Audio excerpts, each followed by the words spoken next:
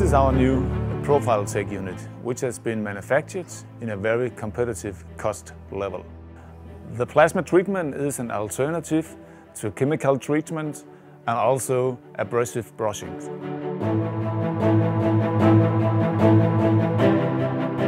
This machine has been developed mainly for the automotive industry in the EPDM sector prior to flocking and coating.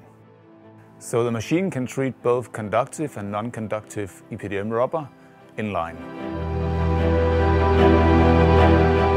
The treatment area can be both partial but also 360 degrees all around.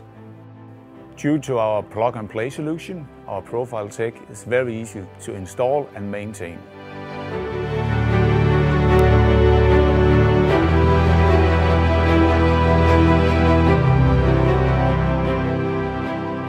The machinery can be delivered as a single head version, but also with multiple heads.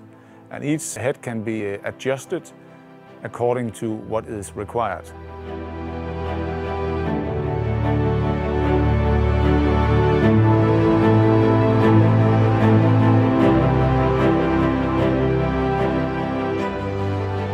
The unit can be delivered as a standard or customized unit, and it also conforms to CE regulation.